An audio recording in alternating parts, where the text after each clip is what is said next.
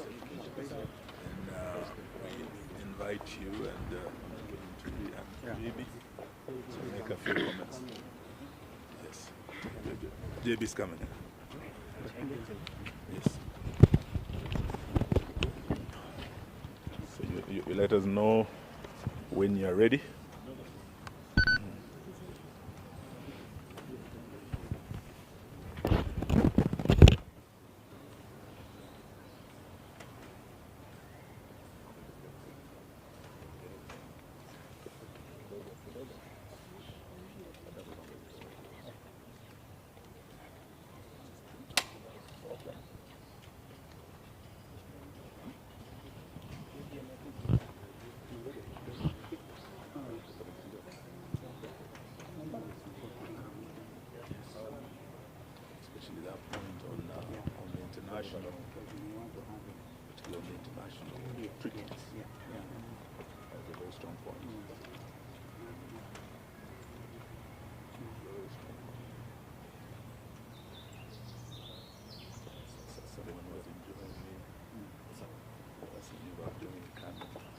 When you're ready, we're ready. Wearing Gideon's color. Yes. Oh, we can start? Yeah. Okay. Yes, I think he'll join us. So thank you very much, ladies and gentlemen of the press. We have a press statement here by the United Opposition on the escalating human rights violations and political intolerance in Kenya and the region. We, the United Opposition, stand before the people of Kenya and the international community, gravely alarmed by the heightened descent of our beloved nation into a state of repression, lawlessness, and political persecution. Despite our persistent calls to end arbitrary arrests, abductions, gross violation of human rights, and extrajudicial killings, the Ruto administration seems to be on a race to the bottom, that is to anarchy. In recent days, the country has been plunged into a disturbing pattern of political repression and targeted violence. Most shocking was the brazen abduction of the Honorable Member of Parliament for Juja constituency, the Honorable George Koimburi, whom we have visited this morning, and who was forcefully taken by unidentified assailants on a Sunday. He had gone to church, only to be later found tortured and dumped in a coffee plantation somewhere in Kiambu, literally fighting for his life. The horrifying incident is not isolated. It's part of a chilling trend where elected leaders and citizens, particularly Gen Zs, aligned with the opposition, are being systematically targeted to silence any dissent against this regime. In Kakamega, what was meant to be a peaceful homecoming for our colleague, Honorable Cleophas Malala and the supporters of the DCP party, was quickly turned into a war zone as police deployed excessive force, including live ammunition, to disperse opposition supporters. A few days before, the same cruel pattern faced innocent, peaceful citizens in Bungoma protesting against the grabbing of the Nzoia Sugar Company. This use of disproportionate force on unarmed civilians is not only unlawful, but represents a dangerous erosion of the right to assemble as enshrined in Article 37 of the Constitution of Kenya. Moreover, we have repeatedly raised the alarm over the state-enabled culture of impunity, where political hooligans are mobilized to disrupt opposition events violently. These criminal gangs operate openly, often shielded or even escorted by state security forces. From Busia to Kisumu, Nairobi to Nyeri, opposition meetings have been ambushed, tents destroyed, sound systems and cars vandalized, and citizens assaulted. While the police stand by, or worse, collaborate in this chaos, this is no doubt a state-sponsored political terrorism. We also condemn, in the strongest terms possible, the murder of two Catholic priests, Father John Minor, who had just recently hosted the second deputy president, We also condemn the death and murder of Father Alois Cheruiyot Bet, who had also been paid a visit by DCI officers, only to be murdered shortly thereafter. We are in solidarity with the Catholic Church in demand for justice and holding to account those responsible for these heinous crimes.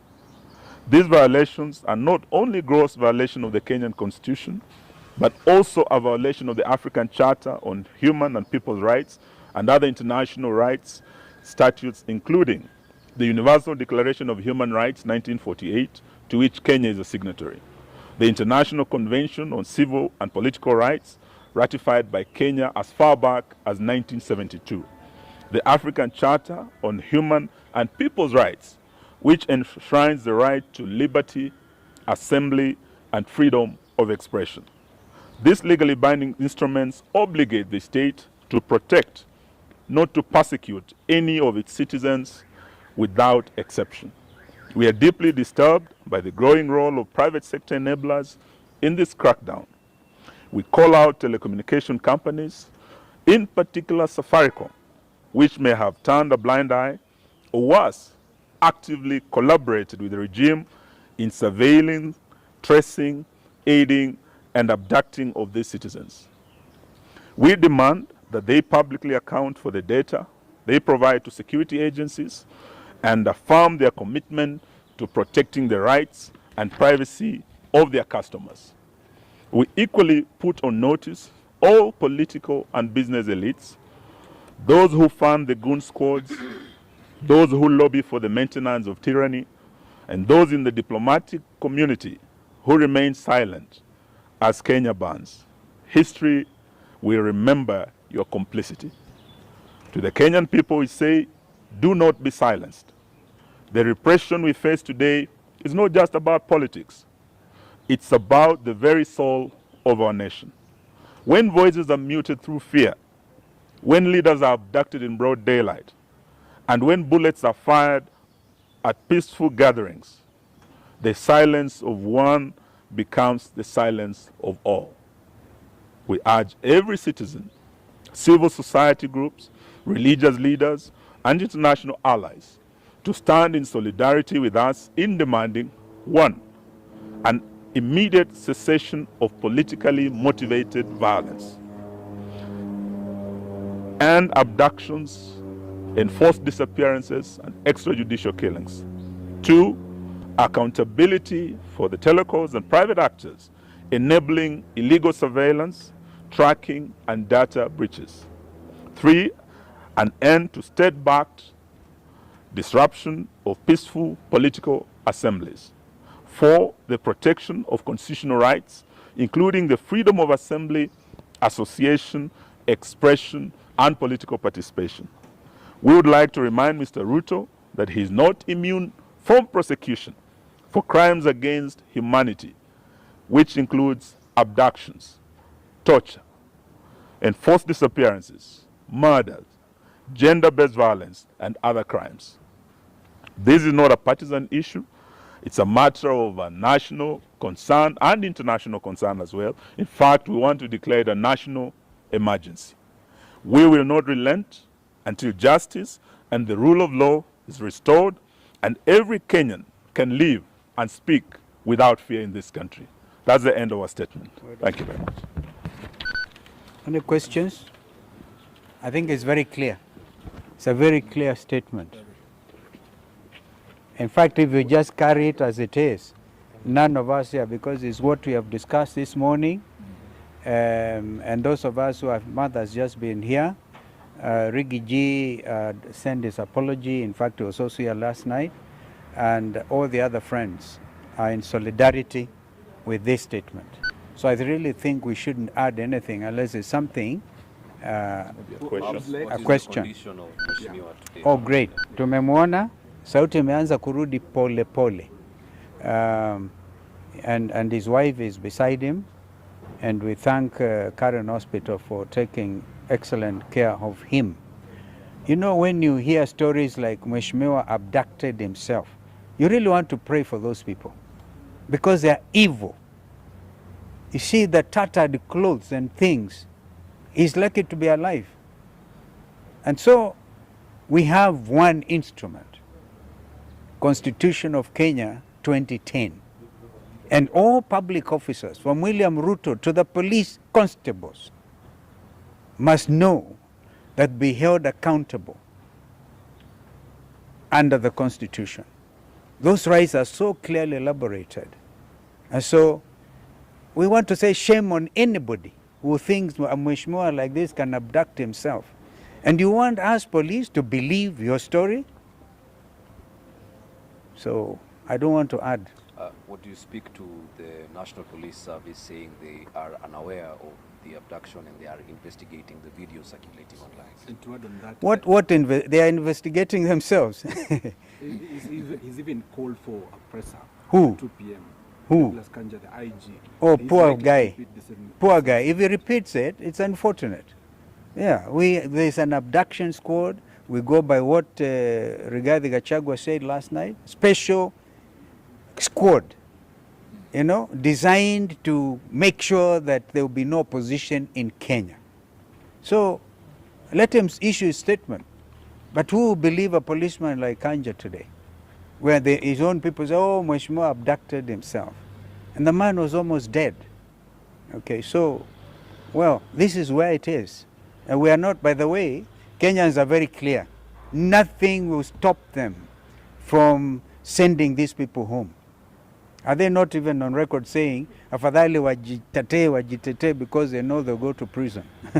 Well, the former Attorney General is here with us, immediate former. It's really, JB is with us. And these things, we're investigating, we tooth comb with ICJ. Remember, you are dealing with very senior, some of us, very senior members of the profession and members of the International Law Society of Kenya, East African Law Society. And we repeat that when we went for integration of the region, we really were for the rights of establishment. So Mother Karua can practice in Uganda. I can open an office in Dar es Salaam, in Kigali, in Bujumbura. This is the spirit of cooperation. And therefore, we are all subject to the same values and standards. So we are going to make sure that this region is called to order when it comes to human rights, which are universal under those statutes that have been elaborated. How do you speak to comments made by the Tanzanian MPs yesterday about... We don't want to comment about Tanzanian MPs. I think let's stick to the Yeah. Kenyan situation. Yeah. About abductions. Yeah. Our own president, just a few days ago, told the Finnish president there will be no more abductions. Yeah. We have come here because of the latest abductee, an honorable member of parliament.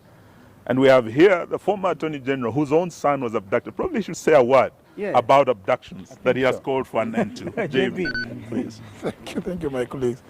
I've always called for an end to abductions, and we thought when President Ruto, in answer to a question from a foreign journalist, saying that they have all come to an end, and all those that had been abducted and safely been returned to their homes and reunited with their families. Only, unfortunately, to see this latest one of Honorable Koimburi. And just to answer a simple question, on Friday last week, the police who are looking for Honorable Koimburi did not get him. He managed to escape. The police continued to look for him. They arrested his driver. His vehicle is still at the Bodaiga police station. That was Friday. And then on Sunday, he said Troke has to know the people that were hunting for Koimburi on Friday are the same ones who are looking for him on Sunday. It's a simple thing. So, IG Kaja, please, you can tell that story to the bands, not to Kenyans. It doesn't make sense. Abductions and all forms of extrajudicial processes must come to an end in this country. Thank you. Thank you, ma'am. Former Speaker of the National Assembly, what is the silence? We are not getting anything from Parliament, the current Speaker. Current Parliament. It was. I'm told they are resuming their sitting today. That is the National Assembly. So let me not say beyond that, but Kenyans are watching very carefully what Parliament is doing. And just to ask you a question, when the Attorney General has spoken, are you still keen on listening to Kanja? It's a waste of time. The speaker is Yeah, I just wanted, yeah. Current member of parliament abducted being project like this. Yeah, we want to hear what they're going to say. They are resuming today. So Let's hear what they're going to say. Naturally, we will expect that the National Assembly sitting this afternoon. We'll move a motion of adjournment. Yes, we'll move a motion of adjournment to discuss, because it's a serious case of insecurity. Yeah. It's just the other day that another member was shot and killed. Now again, yesterday or Sunday, another one is kidnapped, abducted, left for the dead. Surely, we expect no less than the House adjourning to discuss the matter of rising insecurity. Some of them, by the way, are here. The Honorable Mule, and who else is there? And Mawade is here. Understanding order number 20, move a motion of adjournment to discuss an urgent matter of national importance. So we expect that. And I think all members now, we give you instructions to do so. And let us see how many others remainder of what was state captured, hear what they're going to say. They're going to defend this gangsterism by the state. Asanteni. Thank you.